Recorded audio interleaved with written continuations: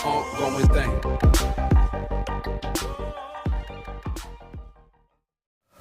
Assalamualaikum warahmatullahi wabarakatuh.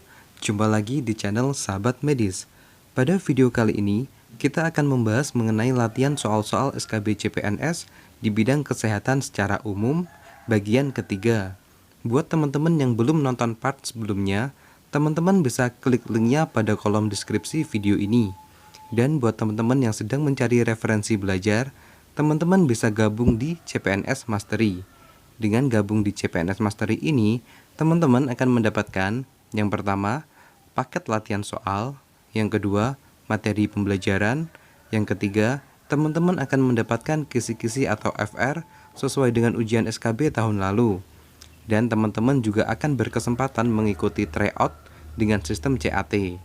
Bagusnya di CPNS Mastery ini, untuk soal dan materi pembelajaran akan dilakukan update secara berkala. Untuk cara gabungnya, teman-teman tinggal klik linknya pada kolom deskripsi video ini. Kembali ke materi video ini, sebelum kita masuk ke soal dan pembahasan, buat teman-teman yang baru gabung di channel Sahabat Medis, jangan lupa untuk dukung channel ini dengan cara klik tombol like, subscribe, dan nyalakan lonceng notifikasi agar teman-teman tidak ketinggalan update video terbaru dari channel ini.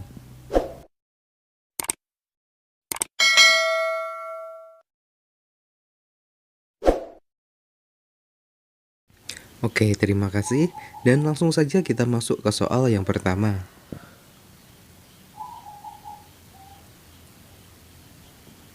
Berdasarkan Permenkes nomor 3 tahun 2020 tentang klasifikasi dan perizinan rumah sakit, berapa jumlah tempat tidur minimal pada rumah sakit khusus tipe A? A. 50 tempat tidur, B. 100 tempat tidur, C. 150 tempat tidur, D. 200 tempat tidur, atau E. 250 tempat tidur.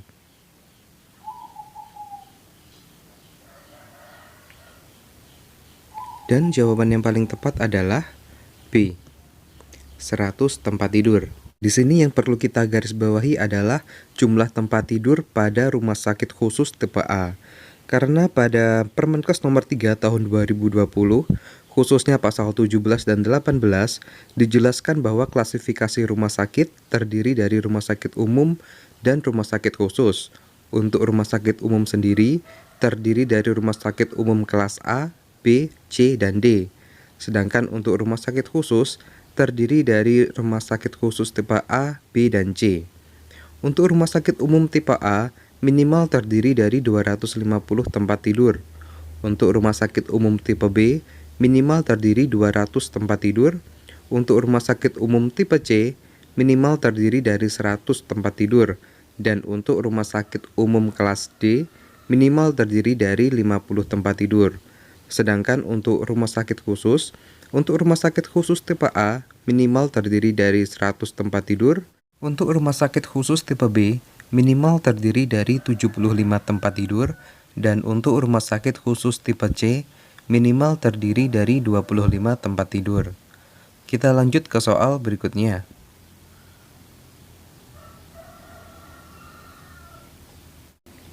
Pada program SDGs 2015-2030, salah satu fokus tujuannya adalah menurunkan angka kematian neonatal hingga A.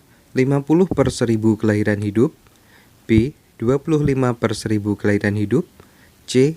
17 per 1000 kelahiran hidup, D. 12 per 1000 kelahiran hidup, atau E. 7 per 1000 kelahiran hidup.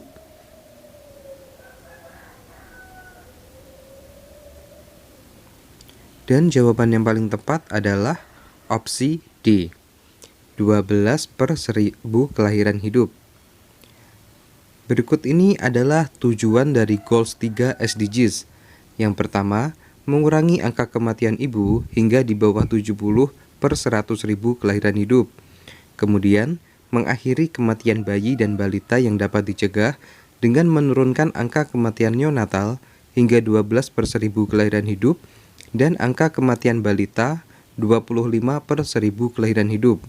Berikutnya, mengakhiri epidemi AIDS, tuberkulosis, malaria, dan penyakit tropis yang terabaikan, serta memerangi hepatitis, penyakit bersumber air, dan penyakit menular lainnya. Kemudian, mengurangi sepertiga kematian prematur akibat penyakit tidak menular melalui pencegahan dan perawatan, serta mendorong kesehatan dan kesejahteraan mental.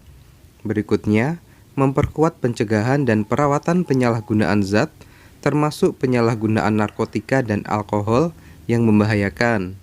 Berikutnya, mengurangi setengah jumlah global kematian dan cedera akibat kecelakaan lalu lintas, menjamin akses semesta kepada pelayanan kesehatan seksual dan reproduksi, mencapai universal health coverage, termasuk perlindungan risiko keuangan, akses kepada pelayanan kesehatan dasar berkualitas, dan akses kepada obat-obatan dan vaksin dasar yang aman, efektif, dan berkualitas bagi semua orang. Dan yang terakhir, mengurangi secara substansial kematian dan kesakitan akibat senyawa berbahaya serta kontaminasi dan polusi udara, air, dan tanah. Kita lanjut ke soal berikutnya. Pada tanggal berapa WHO menetapkan COVID-19 sebagai pandemi? A.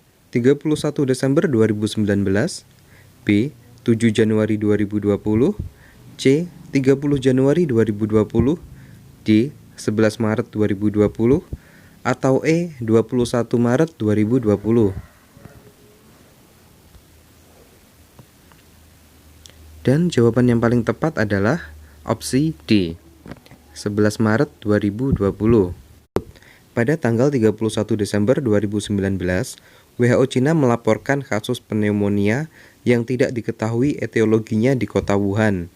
Kemudian pada tanggal 7 Januari 2020, Cina mengidentifikasi kasus tersebut sebagai jenis baru dari coronavirus. Lalu pada tanggal 30 Januari 2020, WHO menetapkan kejadian tersebut sebagai kedaruratan kesehatan masyarakat yang meresahkan masyarakat dunia, dan baru pada tanggal 11 Maret 2020 WHO menetapkan COVID-19 sebagai pandemi. Kita lanjut ke soal berikutnya.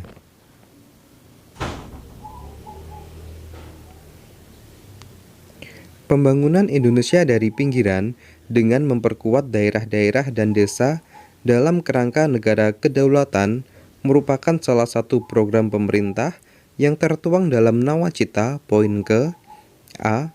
Poin ke-1, B. Poin ke-2, C. Poin ke-3, D. Poin ke-4, atau E. Poin ke-5.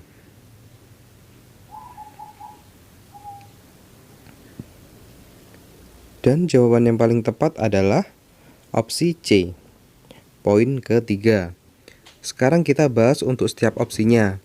Untuk poin pertama, menghadirkan kembali negara untuk melindungi segenap bangsa dan memberikan rasa aman pada seluruh warga negara.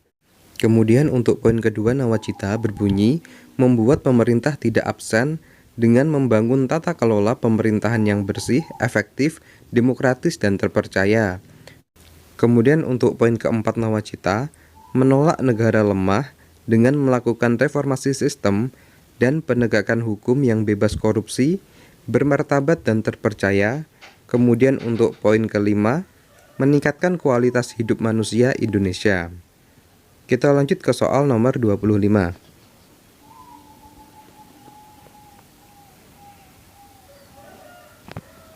Berikut ini merupakan 7 kegiatan Posyandu yang biasa dikenal dengan istilah Sabta Krida Posyandu, kecuali A. Kesehatan ibu dan anak, B. Imunisasi, C. Penanggulangan diare, D. Pemberian obat cacing, atau E. Penyediaan obat esensial.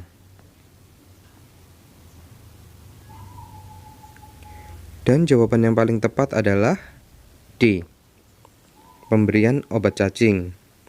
7 kegiatan pokok Posyandu yang biasa disebut dengan Sabta Krida Posyandu terdiri dari: yang pertama, kesehatan ibu dan anak; kedua, keluarga berencana; ketiga, imunisasi; keempat, peningkatan gizi; kelima, penanggulangan diare; keenam, sanitasi dasar; dan yang ketujuh, penyediaan obat esensial.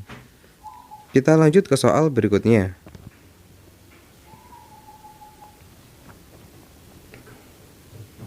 Toksoplasma merupakan salah satu penyakit berbahaya yang disebabkan oleh A. Bakteri, B. Virus, C. Protozoa, D. Ektoparasit, atau E. Genetik.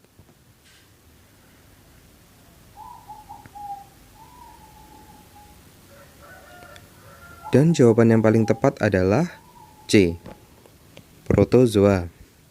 Toksoplasma adalah infeksi pada manusia yang disebabkan oleh parasit protozoa yang bernama Toxoplasma gondii. Parasit ini seringkali terdapat pada kotoran kucing atau daging yang dimasak belum matang. Kita lanjut ke soal berikutnya.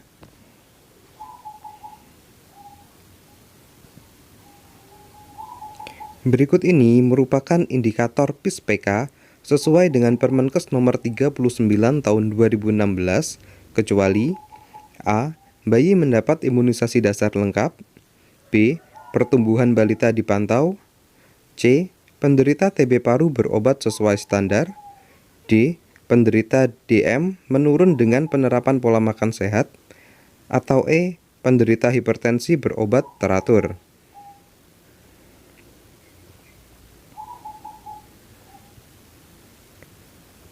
Dan jawaban yang paling tepat adalah D. Penderita DM menurun dengan penerapan pola makan sehat. Terdapat 12 indikator PIS-PK sesuai dengan Permenkes nomor 39 tahun 2016. Di antaranya, yang pertama, keluarga mengikuti program KB. Kedua, persalinan ibu di fasilitas pelayanan kesehatan. Ketiga, bayi mendapatkan imunisasi dasar lengkap. Keempat, bayi mendapatkan ASI eksklusif. Kelima, pertumbuhan balita dipantau. 6. Penderita TB paru berobat sesuai standar. 7. Penderita hipertensi berobat teratur. 8. Penderita gangguan jiwa berat diobati dan tidak ditelantarkan. 9. Anggota keluarga tidak ada yang merokok. 10. Keluarga sudah menjadi anggota JKN. 11. Keluarga memiliki akses menggunakan sarana air bersih. Dan 12. Keluarga memiliki akses atau menggunakan jamban keluarga. Kita lanjut ke soal nomor 28.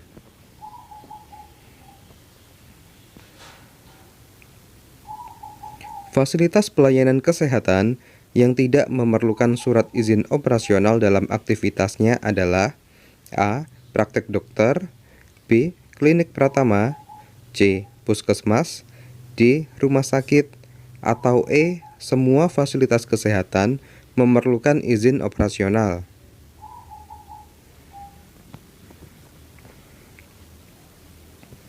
Dan jawaban yang paling tepat adalah A. Praktek dokter. Karena pada praktek dokter tidak memerlukan surat izin operasional dalam aktivitasnya, melainkan cukup menggunakan surat izin praktek. Kita lanjut ke soal berikutnya.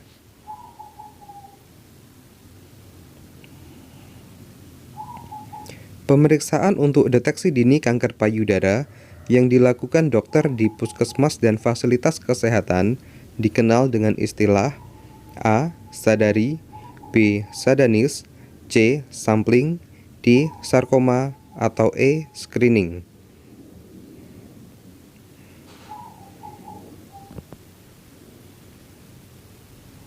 Dan jawaban yang paling tepat adalah B. Sadanis. Sadanis merupakan singkatan dari periksa payudara klinis, merupakan pemeriksaan payudara yang dilakukan oleh tenaga kesehatan terlatih. Bila ditemukan adanya benjolan, perubahan kulit payudara, atau keanehan pada puting payudara, pasien akan disarankan untuk menjalani pemeriksaan lanjutan dengan USG atau mamografi. Kita lanjut ke soal nomor 30.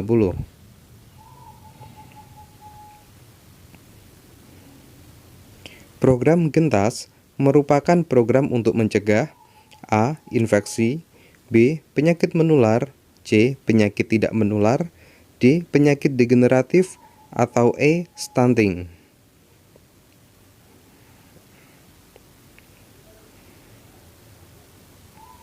Dan jawaban yang paling tepat adalah C. Mencegah penyakit tidak menular. Kegiatan Gentas merupakan suatu gerakan yang melibatkan masyarakat dalam rangka pencegahan dan pengendalian obesitas sebagai faktor resiko penyakit tidak menular.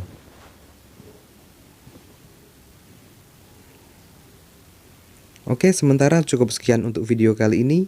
Semoga video ini bisa bermanfaat, khususnya buat teman-teman pejuang SKB tahun ini. Wassalamualaikum warahmatullahi wabarakatuh, dan sampai jumpa di video berikutnya.